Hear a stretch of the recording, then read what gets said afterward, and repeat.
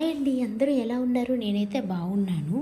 ఈరోజు టాపిక్ వచ్చేసేసి రాధాకృష్ణుల పటం కోసం చెప్దామనుకుంటున్నానండి.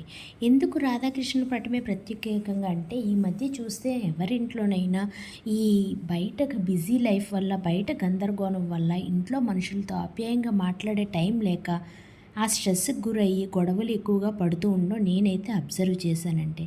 సో ఇట్లా గొడవలు లేకుండా ఉండాలి అంటే నేనైతే ఒక పరిష్కారం ఈరోజు చెప్తున్నానండి. అది ఏంటి అంటే రాధాకృష్ణుల పటం అండి. సో రాధాకృష్ణుల పటమే ఎందుకు పర్టికులర్గా అంటే, ఇంట్లో భార్యాభర్తల మధ్య అన్యోన్యత పెరగాలన్నా, పిల్లల మీద ఆప్యాయతలు అభిమానం పెరగాలన్నా రాధాకృష్ణుల పటం కానీ, రాధాకృష్ణ విగ్రహం కానీ మనం పడుకునే రూమ్లో అంటే మాస్టర్ బెడ్రూమ్లో కనుక ఇది పెట్టుకొని ఉంటే ఖచ్చితంగా గొడవల నుంచి మన పరిష్కారం అయితే లభిస్తుందండి. సో ఇదండి.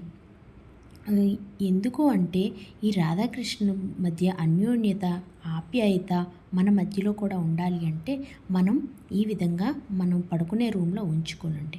నెక్స్ట్ టాపిక్ వచ్చేసేసి గడప ముగ్గులండి. ఎందుకు ఇంత స్పెషల్గా పర్టికులర్గా గడప ముగ్గులు అని చెప్తున్నాను అంటే, ఇందులో పెద్ద స్పెషల్ ఏం లేదండి. నాకు కొంచెం స్పెషల్ అనే చెప్పాలి. ఎందుకు అంటే, ఇది నా ఫస్ట్ ఎక్స్పీరియన్స్ అండి.